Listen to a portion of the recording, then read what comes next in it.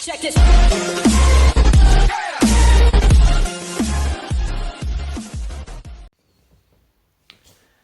And this, we are back again, and this is Review Geek 3000, and this is the Raw episode after Hell in a Cell.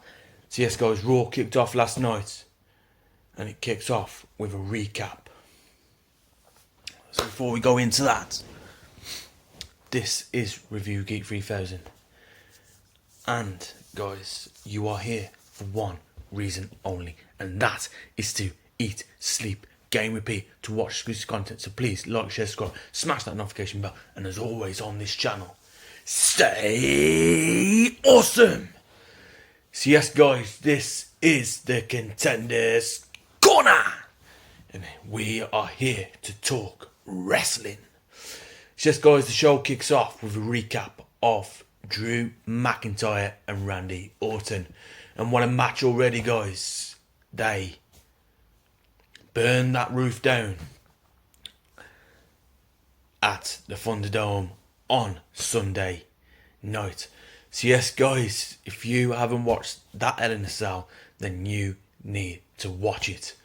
So yes guys, this is the Contenders Corner, and that Hell in a Cell review, episode 5, is on my channel. So yes guys, you can go ahead, watch that clip, and then you can also watch other content on there. We have a Star Wars Squadrons gaming series on there, and that's a walkthrough. Also, we do reviews on subscriptions, we do reviews on consoles, we do reviews on movies, and that will be available soon this week on our new episode series, and that is Film Parade. So yes guys, the Film Parade episode 1 will be on Warcraft, and that is the World of Warcraft movie that was released in cinema. So yes guys, we're going to do a review on that, and now we're going to get talking about wrestling. So yes guys, the show kicks off and they do a recap of Drew McIntyre versus Randy Orton, the main event at Hell in a Cell for the WWE Championship. He describes the event of the night at Hell in a Cell as Drew makes his way to the ring. He promises to get the title back soon enough and promises the Thunderdome that he'll be champion once again. He states that a quote from a Rocky film, "It's not about how hard you hit, it's about how hard you get hit." The Miz enters the ring with Morrison and also comments.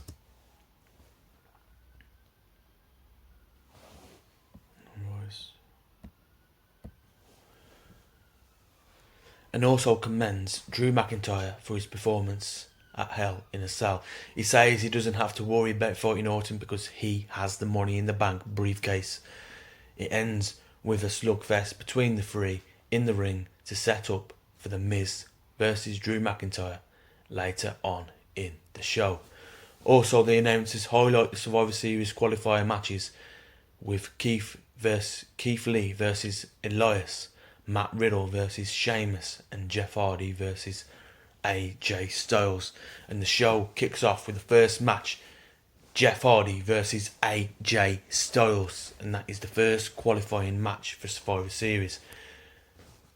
From the get-go, AJ Styles managed to secure an impressive start with an enziguri and a brain buster, but only secured a 2 count here. Back-to-back wrestling throughout. Jeff gets a 2 count after a swinging leg kick, a side Russian from Jeff, only to get a 2 count again. A clash, and Jeff escapes. A Pele kick is reversed, and Jeff hits a suplex on AJ. Jeff goes to the top rope for a twist of fate. AJ sends him into the post. AJ hits a clothesline and a phenomenal forearm, and AJ gets the win with a 1-2-3 pinfall. And AJ is the winner here from a phenomenal forearm finish. And the match rate, the Contenders Corner match rating, is a 2.5 out of 5 here. We then go into match 2 for this one, I'm not going to bother with this one because this was an absolute pathetic match. It was crap. The match only lasted 2 minutes, probably less than 2 minutes, and Lince was the victor.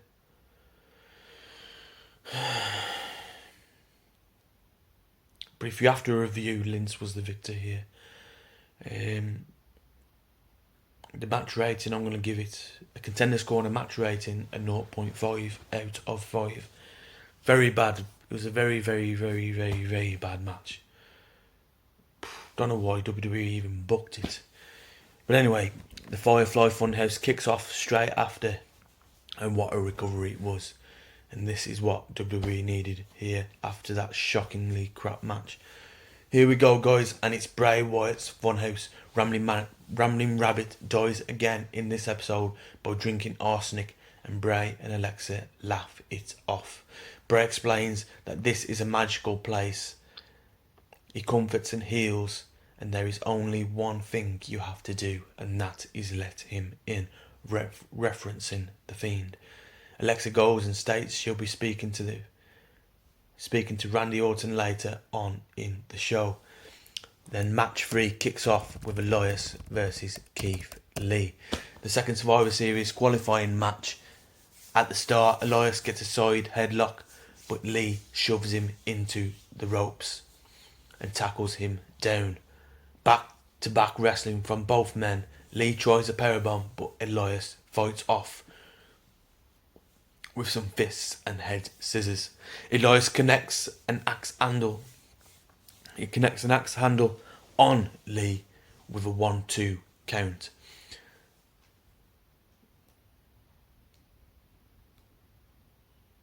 He connects another 1-2 count before Jeff Hardy distracts Elias, and Lee hits a spirit bomb and gets the win for pinfall. 1, 2, 3, and Keith Lee wins the match. The Contenders Corner match rating here was a 3 out of 5. And then we go into match 4, and that is Retribution versus the Hart Business.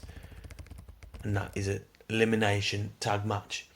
MVP gets eliminated, Slapjack gets eliminated, Bobby Lashley gets eliminated, and T-Bar gets eliminated.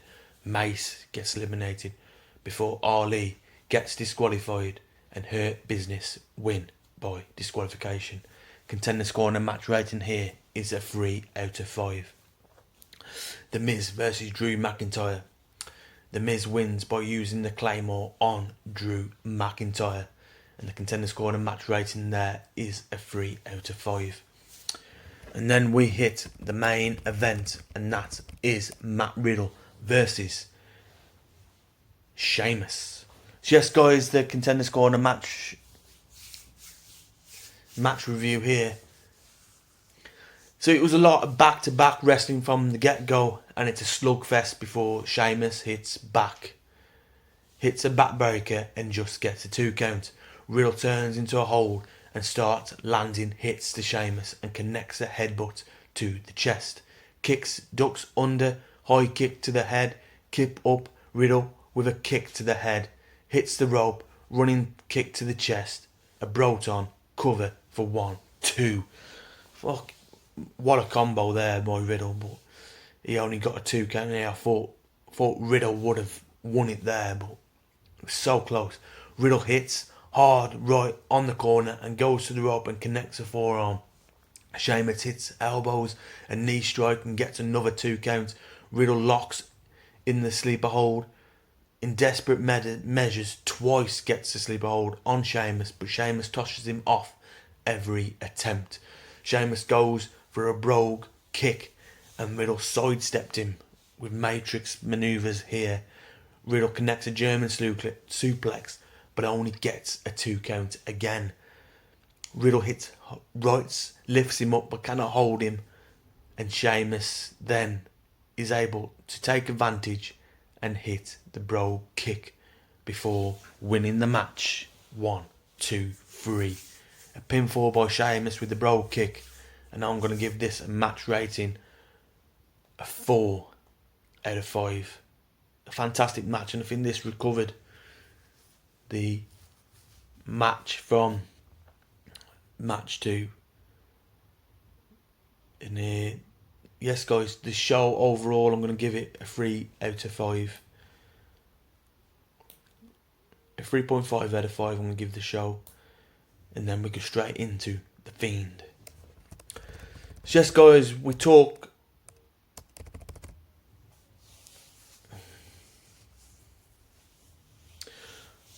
Alexa states to Orton in the ring, in the middle of the ring, because they both go on to this talk show with Alexa. And Bliss invites Randy Orton to her talk show. And she says to him, what talk show wouldn't want a WWE champion on it? Alexa states to Orton, especially when Orton and Drew burned the house down.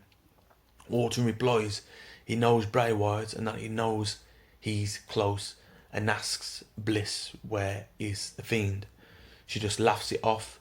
Drew enters the ring with no words, no mic, and he goes all out and attacks the champion, Randy Orton. It's back and forth while Bliss appeared to be seated on a turnbuckle, laughing and chuckling her head off at the scene. Drew stumps Orton in the corner, tosses a chair, hits Orton with right hand, and then wants a claymore. Randy manages to escape and the screen crackles. It turns back to Drew alone in the middle of the ring while the Fiend is seen shrieking. Shrieking emits, and shrieking sounds are emitted from the speakers. Orton is at the top of the ramp, and there he is. The Fiend is behind Orton. Orton goes back to the ring slowly and gets forced into a barricade by Drew. Drew promises to keep on attacking Orton until he gets his title back. Orton sends Drew through a table and delivering right hands until the show is cut off air. So yes, guys, now with the Fiend eyeing his intentions on Randy, we all know what is at stake here.